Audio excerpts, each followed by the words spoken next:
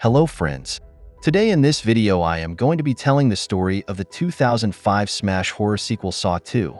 In this one, Jigsaw returns. The brilliant mastermind behind the cruel identity is back for another round of his terrifically live or die games.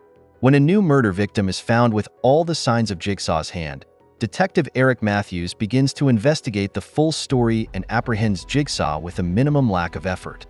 Only for Jigsaw, getting caught is only one of the many parts of his plan. 8 more of his victims are already fighting for their lives, and it's time for Eric Matthews to join the party as the latest pawn on Jigsaw's vicious chalkboard. Stick around to find out how this wild movie turns out because spoilers ahead. Watch out and take care. Saw 2 begins with Michael Marks awakening with a spike-filled mask locked around his neck. A videotape left by Jigsaw informs the frightened man that to unlock the device, he must cut into his own eye to get to the key. Yeah, that's a no for me, dog, but anyways, a timer begins a countdown of 60 seconds, and Michael finds the scalpel, but cannot bring himself to cut into his eye to get the key out in time. When the timer reaches 0, the mask closes, killing him instantly. Next, we see Detective Eric Matthews picking his son up from school where he has gotten into trouble. This is a regular occurrence, and Detective Matthews is getting annoyed of it. His son thinks maybe if his dad was around a little more and actually acted like a dad, he wouldn't be getting into trouble all the time. Matthews angrily tells him to go run to his mom like he always does. Well, that's quite the father and son relationship. Shortly thereafter, Detective Allison Carey is assigned to investigate Michael's murder. While at the scene, she finds a message for her former partner, Detective Eric Matthews, and calls him to let him know Jigsaw is requesting his detective expertise. Matthews reluctantly agrees to join the investigation with Carey and Officer Daniel Rigg. The three lead a SWAT team into the Wilson Steel factory which produced the lock from Michael's trap. Once there, they find and arrest John Kramer, the Jigsaw killer. Kramer is weak from the cancer that is spreading throughout his body. Jigsaw looks like he has been waiting for them and wanted to get caught. He's always thinking 2 steps ahead of everyone else, if you remember him from the first movie. Jigsaw explains to Detective Matthews that before arresting him, he needs to deal with his problem and looks in the direction of a cage that has many security cameras inside of it. He goes over to see what the cameras are and comes to find out that his son, Daniel, is on it and is being held captive by Jigsaw as they speak. Daniel and 7 others are being held at an undisclosed location, and if Detective Matthews wants to ever see his son again, he is going to need to play Jigsaw's game and win it. Jigsaw tells Matthews that Daniel has maybe a few hours to live because after a few hours, a poisonous gas is going to be released in the secluded house and everyone in it will die. We then are taken into the house where we meet the characters that are inside of it. The people in the house are made up of 7 prior felons along with Daniel, the detective's son.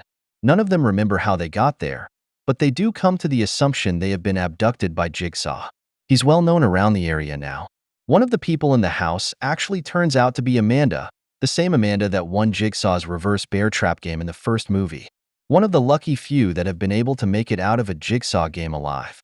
Amanda, freaking out, starts looking everywhere and finds a cassette player in the walls, and on the cassette tape, we hear our first Jigsaw tape of the movie. The tape explains that they have 2 hours to live, and if they want to survive, they must find an antidote in the house that will allow them to breathe the poisonous gas safely. Otherwise, bye-bye birdie. Thinking it's all a big joke, one guy goes up to the door, looks through the peephole, and is shot right away in the eye. What was he thinking he was going to find in the peephole? The first bad decision made in this horror movie. Jigsaw explains to Detective Matthews that he wants to talk to him one-on-one. Matthews agrees to it and goes to sit face-to-face with Jigsaw. Jigsaw tells him that Daniel is in a safe place, and if he ever wants to see his son again, he's going to have to be patient and be cooperative and civil with Jigsaw for the time being. Back to the house. All of the contestants are starting to get antsy and arguing amongst each other. The toxin has already been released into the house, and some of them are already starting to feel the effects it can cause. There is a lot of coughing and paleness to them. One chick finds a trapdoor that leads them all into another room where they find their first trap. It is meant for Obi, and Jigsaw wants Obi to get into a fire oven and sacrifice his body to get an antidote that is inside as well. Once Obi gets inside, the door shuts and he is burned alive inside. No antidotes for Obi. The group head to the next room, and a few of them are really struggling to make it through. The poisonous gas is really taking a toll on their bodies. This room has a tape inside of it for Xavier. Xavier is the big buff dude, and the tape says that if Xavier wants the antidote, he will have to find it among a bunch of syringes and needles in the ground. Like finding a needle in a haystack. Xavier, being the douche that he is, throws Amanda in the pit and makes her search for the antidote even though the tape clearly said his name. Amanda finds it at the very last second, but Xavier is unable to get it in the lock in time, so the antidote is locked back up. Dude has roid rage and starts yelling at everyone else like it is all their fault he's in the position that he is in. Back to Jigsaw's lair, and Detective Matthews is getting very impatient. Starts slamming things around and throwing things everywhere in Jigsaw's office. Jigsaw starts noticing how mad he is getting and starts accusing him of bad policing in his past. Jigsaw tells Matthews that he knows about his gunning down unarmed victims and planting evidence in the past to get convictions. Jigsaw tells Matthews that the thing all of the contestants in the house have in common is that they all were convicted of their crimes when Detective Matthews planted evidence to get them busted. So all of the people in the house were set up by Detective Matthews, and Daniel is stuck in there with them. Hopefully they don't find out who Daniel's dad really is. Might not end well for him. Back in the house, where one of the girls finds an X on the wall and remembers the tape earlier that said X marks the spot.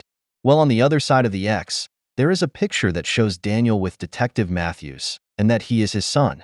Yeah, the other people in the house aren't too thrilled about this, and know they can't trust him, so they go their separate ways in the house. Wouldn't be a horror movie if the characters didn't foolishly separate right before the climax. Xavier is still hunting everyone down and is trying to kill them all because he believes every one of them has a number written on the back of their neck that can be added together to equal the combination to leave the house. Also, Xavier just found out about Daniel's dad, and he wants his revenge on Detective Matthews too. Back to the house, where we see Detective Matthews start to waylay on Jigsaw and starts completely beating his booty down. The dude has cancer. Detective Matthews, take a little easier on him. Back in the original room where the group started, Amanda and Daniel lock themselves in to do their best to hide from Xavier. He is a man on a mission. Detective Matthews has Jigsaw in a position where he says game over, and Jigsaw tells him he will take him to Daniel right now. So they sneak down the elevator of the factory and they drive to the abandoned house. All of the SWAT team and detectives start freaking out and do not want them to leave the building, but they were able to get away.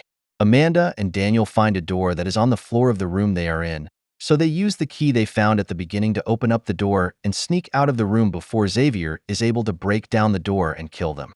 Xavier follows them into the door in the basement area they are in.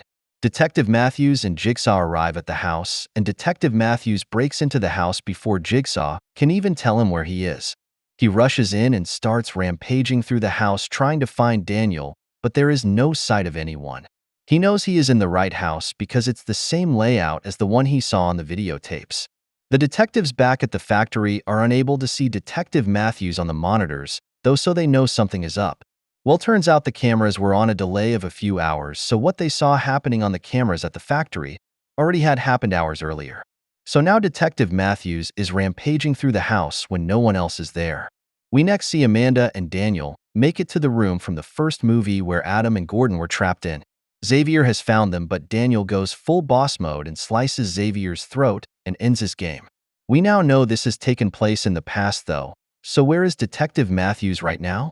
We next see him going through the building all by himself and seeing the dead bodies from the game that was played earlier. No sign of Daniel or Amanda though, until Amanda shows up behind him and locks him in the original Saw room to rot out the rest of his life. Amanda was in on it the whole time. That is the reason Amanda nor Daniel ever got really sick when they were in the house. They had the antidote in them the whole time.